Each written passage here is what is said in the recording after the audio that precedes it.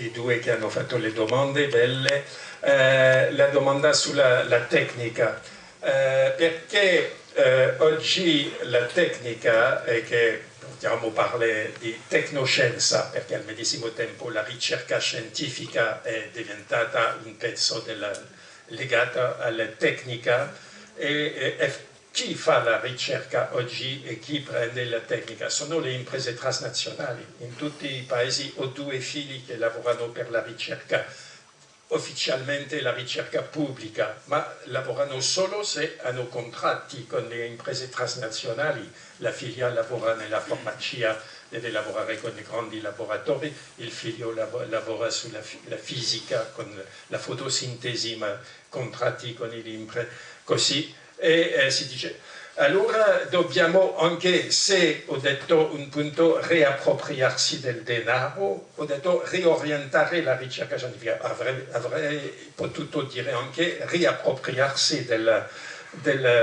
tecnoscienza, della ricerca e della tecnoscienza. Questo è molto importante perché chi ha deciso di sviluppare le nanotecnologie? Non c'è mai stato un referendum su questo, anche di sviluppare la ricerca genetica. Nessuno ha deciso, e chi ha deciso di non sviluppare la medicina ambientalista? Nessuno sarebbe per lottare contro il cancro, come l'ha dimostrato il professore Belpomme, francese che ha fatto l'appello di Parigi.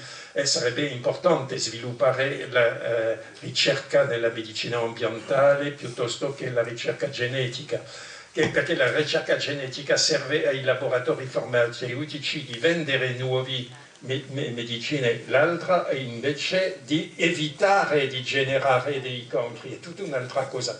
La medesima cosa con l'agroindustria, sviluppare, ora si fa le ricerche per l'agroindustria, non per l'agricoltura biologica, eccetera.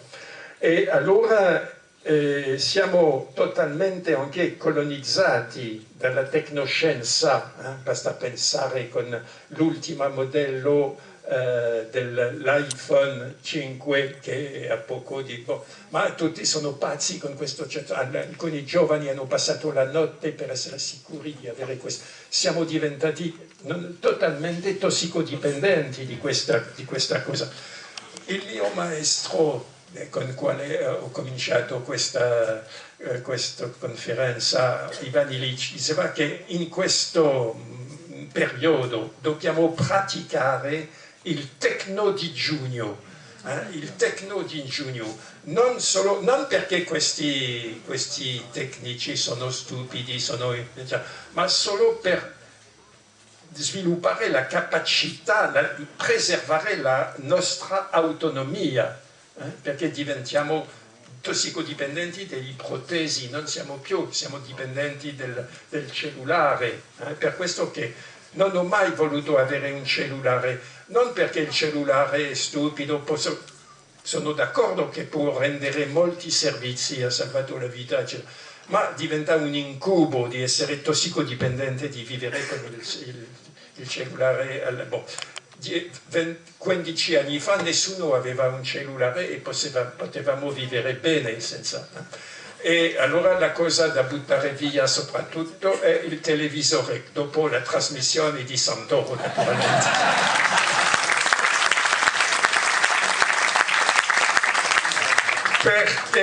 Perché come non siamo riappropriati della televisione, questa televisione è il veicolo della colonizzazione dell'immaginario, come l'ha detto Patrick Lelay, che era il presidente della catena Una in Francia, lui un esperto, dice ma cosa facciamo alla televisione? Lui ha avuto queste parole incredibili e le ha scritto: vendiamo del tempo libero alla Coca-Cola, del tempo di cervello libero, del tempo di cervello. Allora tutte le trasmissioni sono fatte per rendere il cervello disponibile per la pubblicità. Questo è un cinismo incredibile, e questo è la televisione di oggi, divertimento per la pubblicità, che è la pubblicità che financia la televisione. Bon, allora dobbiamo, naturalmente c'è un movimento in Francia che è creato da un grande scienziato, colui che è Jacques Testard, che è un'associazione per una scienza democratica che riappropriarsi della scienza e sviluppare le ricerche nelle dimensioni, nei nuovi orientamenti di un... Bon, perché non si può finanziare tutto, allora si deve finanziare le cose che vanno in questa direzione.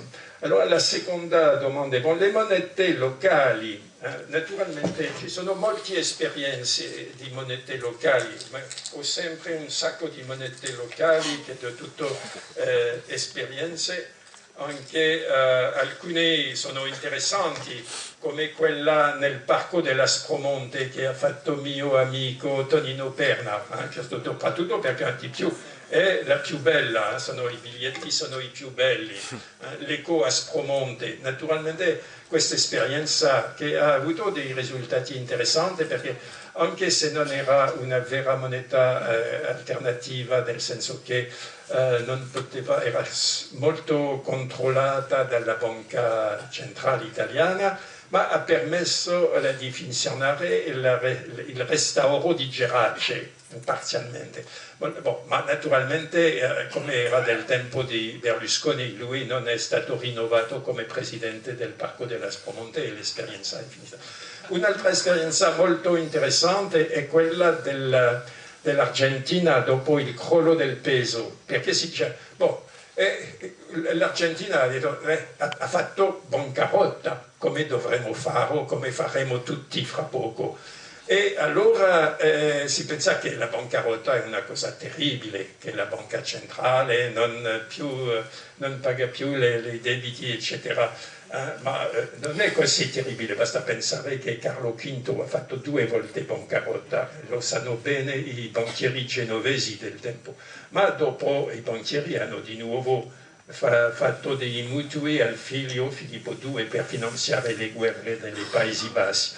E allora, questo allora come hanno vissuto gli argentini? Hanno vissuto con queste monete che chiamavano patacones, patatine, e un sacco di monete, milioni, tutta l'economia ha funzionato così. Non dico che ha funzionato benissimo, ma l'esperienza era molto interessante. Anche se dopo, naturalmente, la borghesia ha ripreso il potere e ha ripreso con la bon. E allora sarebbe, sì, è interessante, ci sono ancora molte esperienze che funzionano bene, molti angoli. Allora, per i supermercati, interessante, il piccolo aneddoto. Alcuni anni fa, del tempo quando Prodi era presidente del Consigliere in Italia, il ministro dell'economia dice, bon, sì, è un scandalo tutti questi supermercati francesi che distruggono i piccoli negozi. Cioè, la diagnostica era bella e questo è vero, sono vergognoso come francese di aver partecipato alla distruzione dei piccoli negozi che sono un patrimonio, perché una città, un centro storico senza piccoli negozi, basta pensare, questo che mi ha molto colpito, perché ho un amico con il quale ho scritto un libro, un siciliano praticamente, Enzo Barnabà, che ora vive a Grimaldi Ventimiglia. Grimaldi Ventimiglia è una borgata di 2000 persone, ma non c'è nel più piccolo negozio niente. Si deve andare a Mentone in Francia per trovare un supermercato, una cosa vergognosa, o la casa di campagna, un piccolo villaggio di 300 abitanti, ma almeno abbiamo un sindaco, nostro sindaco, abbiamo una scuola e abbiamo un negozio. Forse non per molto tempo, ma abbiamo ancora. Non abbiamo più il nostro vino, l'avevamo prima quando l'ho comprato la casa 40 anni fa, c'era ancora il vino, il latte, ora no, non c'è più. ma almeno abbiamo ancora il negozio. Allora i supermercati francesi hanno distrutto i piccoli negozi italiani, è una cosa vergognosa. E cosa ha detto il ministro? Ha detto, allora dobbiamo sviluppare i supermercati italiani. Lui ha capito tutto. Bon. Allora ha detto il terzo che non dobbiamo ridurre il lavoro intellettuale. Devo dire come intellettuali che non ho mai lavorato. E la mia attività non era un lavoro, perché era un'attività che è sempre la mia attività, sono in pensione, ma è sempre la medesima attività che non è il lavoro. Allora, in Francia, perché la parola lavoro in francese è travail, un travail che viene, si dice che viene, si dice perché non è sicuro, che viene dal tripalium, che è la tortura, strumento di tortura. È veramente, ma in ogni modo il lavoro di una cassiere in un supermercato è un'attività di merda, si deve dirlo. Non è la realizzazione dell'uomo di cui si parla nei testi di coloro che fanno un'attività intellettuale, ma che non ho mai lavorato veramente. Ho lavorato 2 mesi nella mia vita, quando ero studente, 1 mese nelle poste, e 1 mese in ufficio, eccetera. Per me era l'inferno questi mesi. Ho detto non lavorerò mai. Lavoro come questo tipo di... ho avuto la possibilità, la fortuna di diventare professore di università e allora sono stato pagato per tutta la mia vita per fare le cose che avrei fatto gratuitamente per piacere. Allora questo lavoro si deve mai, in ogni modo, non si tratta di ridurre questi lavori, si tratta di ridurre gli orari del lavoro di merda. Questo che lavorano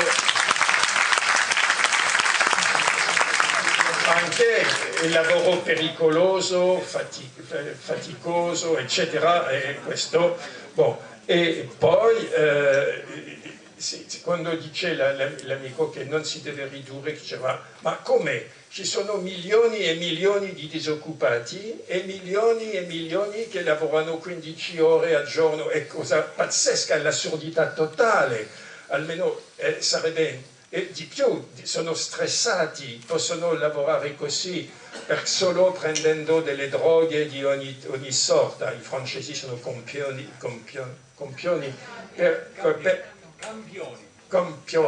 per il consumo del Prozac, degli antidepressivi. Gli inglesi consumano la cocaina per sopportare questa cosa.